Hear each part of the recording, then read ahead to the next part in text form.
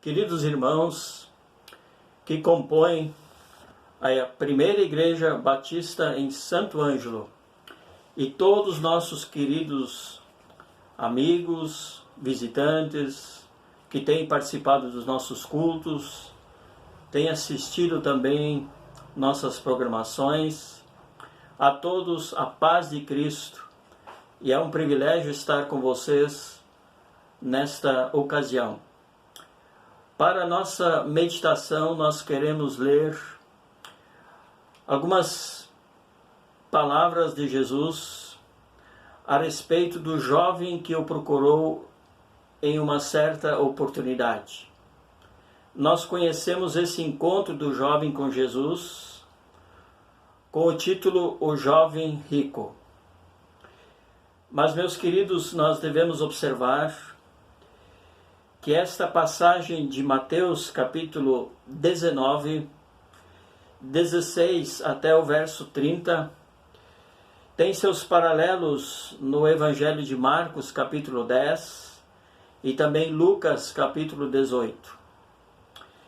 No entanto, quando terminamos a leitura aqui em Mateus, no verso 30 diz: mas muitos dos primeiros serão últimos, e os últimos serão os primeiros. Não deveríamos parar de ler o Evangelho de Mateus neste final do capítulo 19. E sim, deveríamos prestar atenção na sequência, capítulo 20, portanto, onde nós temos a parábola dos trabalhadores. Pois esta parábola dos trabalhadores termina com as mesmas palavras no verso 16. Assim, os últimos serão os primeiros, e os primeiros serão os últimos. Foi no ano de 1228 que a Bíblia foi dividida em capítulos. E nem sempre a divisão de capítulos deve nos limitar na busca da compreensão de um texto. Com certeza, a parábola dos trabalhadores, que apenas é citada em Mateus, não está esta parábola, portanto, em nenhum dos outros evangelhos, mas quando nós comparamos os evangelhos Mateus, Marcos e Lucas, percebemos que todos eles, antes da passagem do jovem rico, traz o momento em que Jesus abençoa as crianças e depois, na sequência, quando Jesus prediz novamente a sua morte e ressurreição. Então, vamos compreender esse ditado: os primeiros serão últimos e os últimos serão os primeiros, uma vez que encontramos tanto no encerramento do jovem rico e também na parábola dos trabalhadores, traça uma conexão muito importante entre essas duas partes do Evangelho de Mateus. Primeiramente, algumas palavras sobre o jovem rico. Conforme Mateus, aproximou-se um jovem. Conforme Marcos, ali diz simplesmente um homem. E conforme Lucas, ali diz que ele era um dos principais, que deve indicar que ele era um líder da sinagoga, provavelmente alguém que ensinasse o Antigo Testamento. Pois bem, Marcos vai dizer que este jovem, esse rico, esse homem importante na sinagoga, correu até Jesus, ajoelhou-se diante de Jesus.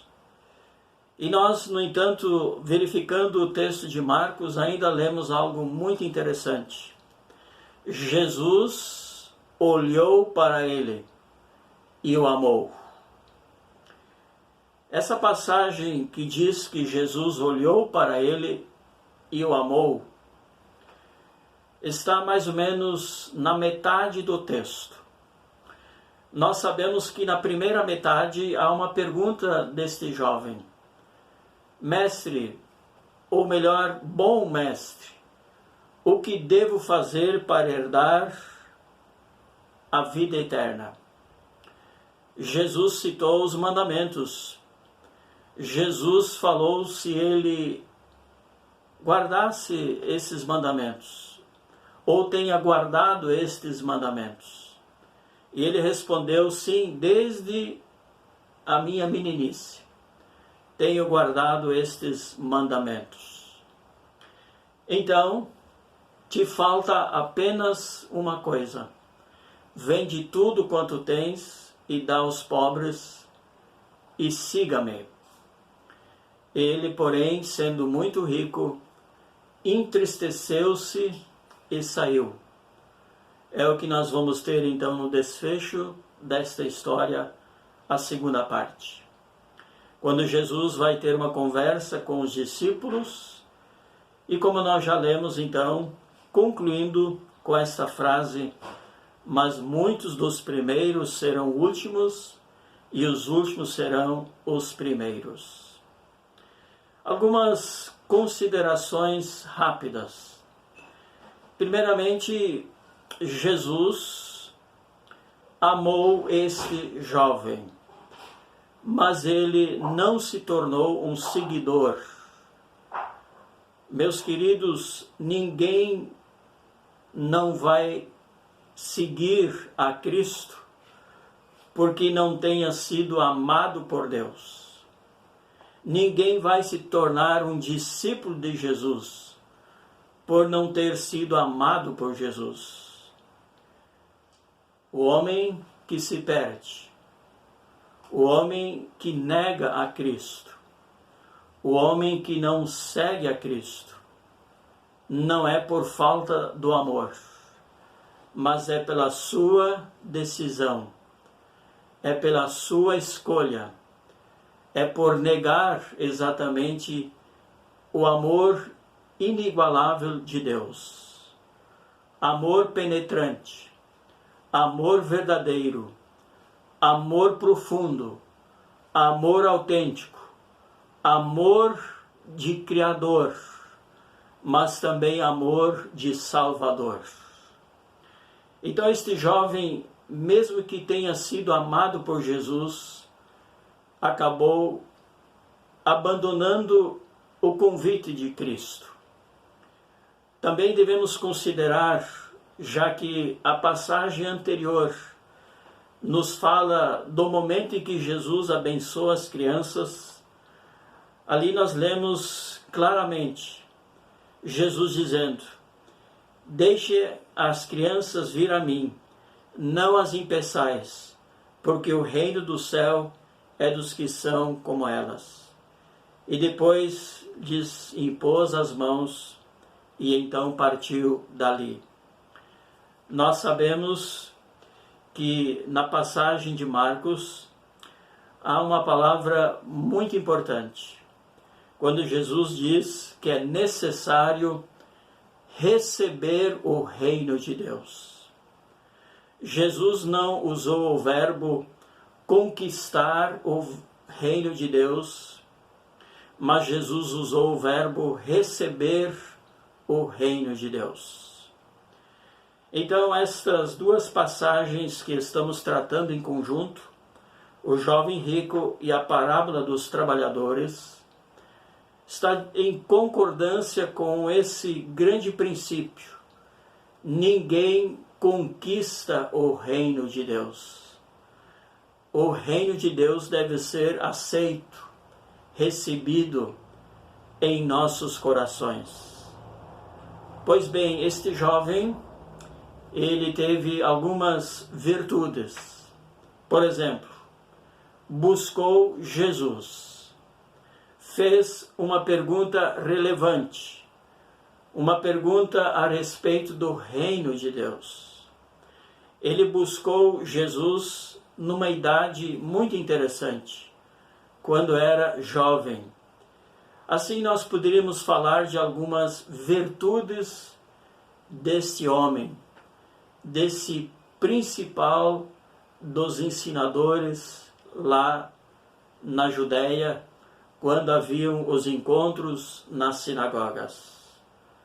Mas qual foi o problema central deste jovem? Jesus, ao citar os 10 mandamentos, resumiu e se limitou apenas aos 5 primeiros mandamentos. Todos eles tratando do homem em relação ao homem. Por exemplo, primeiramente, o homem em relação aos seus pais. E assim por diante. Quando ele perguntou, você guarda todos esses mandamentos horizontais, homem em relação aos seus semelhantes? Ele disse, sim, tenho obedecido todos esses mandamentos. Então veio a ordem, vende tudo que tens e siga-me. Veja, meus queridos, que Jesus tratou objetivamente dos mandamentos do homem para com os homens. E agora Jesus deu uma ordem para um homem em relação a outros homens. E ele não quis atender. Os judeus entendiam a questão da riqueza de duas maneiras. Eles entendiam que a riqueza podia ser um sinal de piedade, um sinal de bênçãos para pessoas obedientes. Mas também os judeus entendiam que riquezas, muitos bens, dinheiro, podia ser sinal de impiedade. Porque neste mundo muitos têm dinheiro, bens, mas não têm o Senhor em seus corações. Então, o dinheiro em si se mostra neutro. O dinheiro em si é neutro. A diferença é entendermos o que o homem é influenciado e se deixa influenciar pelo dinheiro. Em outras palavras, o que o dinheiro faz com o homem. Bem diferente é o que o homem faz com o dinheiro. Vou repetir. Primeiramente, devemos pensar o que o dinheiro faz com o homem. Diferente é o que o homem faz com o dinheiro. Sem dúvida, o texto esclarece. O jovem, sendo muito rico, ao receber a ordem de Jesus, entristeceu-se e foi embora. Então Jesus, mesmo tendo-o amado, deixou a ele esta responsabilidade. Exortou os discípulos de que se alguém ama o dinheiro, dificilmente se converte. Não que não possa se converter, porque nós já temos aqui um princípio que depois vai ficar muito mais saliente. A graça de Deus é muito maior do que qualquer desgraça humana. Pois bem, meus queridos, agora vamos dar uma rápida olhada sobre a parábola dos trabalhadores. Um responsável de um grande proprietário chama trabalhadores. Ele sabe o local onde eles estão.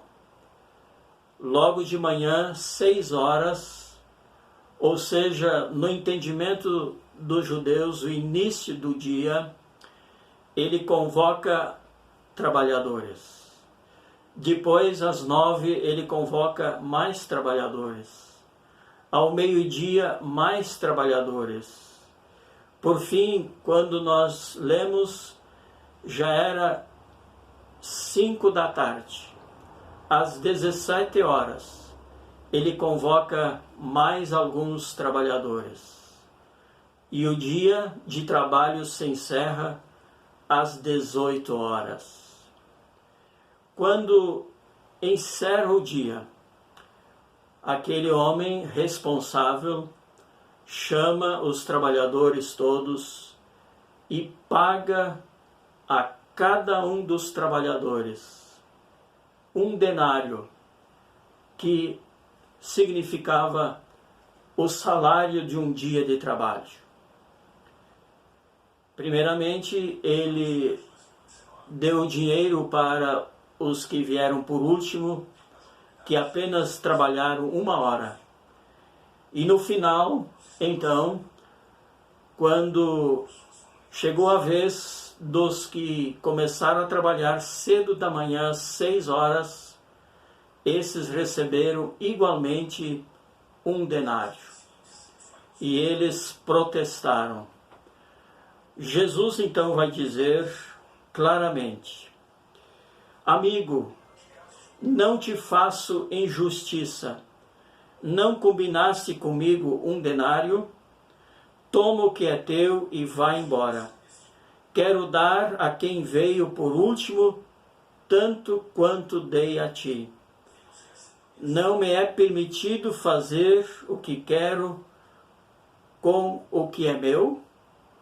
Ou os teus olhos são maus, porque sou generoso? Assim, os últimos serão os primeiros, e os primeiros serão os últimos. Esta frase agora faz sentido. Os primeiros serão os últimos, e os últimos serão os primeiros. Havia entre os judeus um outro ditado. O ditado que dizia que os primeiros são os últimos e os últimos são os primeiros. O que dizia esse ditado? Apenas para lembrar a todos que todos são iguais, exatamente iguais. Pois Jesus usou de igualdade. Deu aos primeiros o que ele prometeu. Deu aos últimos o que ele prometeu. Isso porque Deus é justo, bom e reto. Poderíamos meditar sobre esse texto de várias formas. Mas eu creio que uma das formas que devemos aqui destacar é que a recompensa não é para aqueles que buscam essa recompensa, e sim entendem que toda dádiva vem do alto dos céus. Todo dom é gratuito. Toda bênção vem do trono dos céus. Assim, meus queridos, não há espaço para vanglória, não há espaço para egoísmo, não há espaço para destacar-nos as preferências pessoais. Agora eu quero me dirigir aos queridos irmãos que compõem a nossa amada igreja, e como nós citamos na nossa saudação, todos os queridos ouvintes, todos que acompanham as reuniões, os cultos em nossa igreja. Há um grande apelo para todos nós. Depois de ouvirmos esta palavra, de que os primeiros são como se fossem os últimos, e os últimos são como se fossem os primeiros, ou seja, somos todos iguais. Eu gostaria de fazer uma pequena comparação diante de um testemunho que o apóstolo Paulo faz. Quando ele se dirige à igreja de Corinto, na sua segunda carta, capítulo 4, versículos 7 e 8, e também o versículo 9. Temos, porém, esse tesouro em vasos de barro, para que o poder extraordinário seja de Deus e não nosso. Sofremos pressões de todos os lados, mas não estamos arrasados. Ficamos perplexos, mas não desamparados. Somos perseguidos, mas não desamparados. Abatidos, mas não destruídos. É claro que ninguém de nós ousaria, tendo a fé nas Escrituras, de acrescentar uma palavra às Escrituras. Mas essas 4 formas de Paulo dizer, contrastando o que é marca do vaso de barro, o que é marca nos homens, contrastando com o que Deus faz. Então eu gostaria de dizer uma quinta coisa. Hoje, em meio às circunstâncias, nós podemos dizer a seguinte frase: isolados, mas não desconectados. Vale a pena repetir. Estamos todos, de certa forma, isolados, mas nós não devemos estar desconectados. Em 3 áreas: não desconectados com Deus, não frios em relação a Deus, não distantes de Deus, muito menos afastados de Deus. Cultivemos dia após dia a nossa comunhão com o Senhor. Também, em segundo plano, devemos estar conectados como irmãos, orando uns pelos outros, lembrando-nos em amor fraternal. E o desejo que arde e deve arder até que tudo isso passe, conforme a graça de Deus, tenhamos um grande desejo de nos reencontrarmos na casa do Senhor. Alegrei-me quando me disseram: vamos à casa do Senhor. Meus queridos, esse período não é para termos a impressão de que a igreja pode ter membros que se separam, que se distanciam, que ficam desconectados, mas que nós possamos sentir verdadeira saudade uns dos outros. Então logo possamos estar juntos. Façamos um culto muito animado, festivo, com músicas alegres, com palavras de ânimo, com abraços, um pouco mais demorado, com saudades uns dos outros. Sim, meus queridos, não desconectados com Deus e também não separados entre irmãos. Em último lugar, não desconectados em relação às necessidades das pessoas. Lembremos, o jovem, infelizmente, fez parte da primeira constatação: o que o dinheiro faz com pessoas. Nesse caso, o jovem amou mais dinheiro do que a Deus. Mas que nós possamos fazer do nosso dinheiro um bem, os nossos dons, meios, as nossas condições, forma de bênção. Fale de Jesus a outras pessoas. Ajude pessoas a encontrarem Cristo. Estende a mão se alguém assim precisar.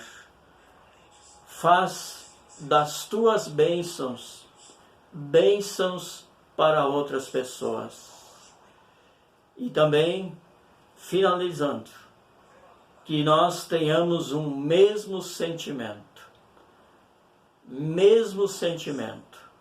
pois somos iguais. Sentimento de gratidão a Deus pela vida, sentimento de confiança de que Deus está no controle de todas as coisas, sentimento de amor a Cristo, amor entre nós, amor dentro da família, pois estamos vivendo muito mais tempo com as nossas pessoas que mais amamos os nossos familiares. Que Deus nos abençoe. Que Deus faça florescer isso em nós. Sentimento de que somos iguais. E sentimento de que devemos abençoar uns aos outros. Para a honra, para a glória do nosso Deus e querido Salvador. Amém. Vamos orar. Pai querido, eu quero te pedir que tu abençoes cada um dos meus queridos ouvintes, que tu abençoes cada um nos lares, que tu abençoes todas as famílias instituídas, que tu abençoes a igreja, que ela se sinta unida e logo que for possível possa celebrar esta unidade. Ó Deus, pedimos e clamamos por famílias enlutadas. Pedimos e clamamos por pessoas que estão com a doença. Pedimos que o Senhor possa curar, que o Senhor possa poupar vidas. Ó Deus, também pedimos pelos governos federal, estadual, municipal, que tu dês seriedade, competência e que tu possas abrandar a dor, abrandar as dificuldades e abençoa, Senhor, também todos os brasileiros que têm lutado pela vida, empresários que têm mantido os empregos, não obstante toda a incerteza. Cuida de cada um. Abençoa, Senhor, a igreja e abençoa também os nossos queridos amigos e também tantos que nós nem conhecemos. Mas que a graça do Senhor se estende sobre todos os brasileiros e sobre o mundo em geral. E que no meio de tantas tristezas, muitas pessoas possam encontrar a maior felicidade, a salvação e a paz em Cristo Jesus, teu Filho amado. Assim eu oro, em nome de Jesus. Amém. Que Deus te abençoe. Que Deus te guarde. Amém.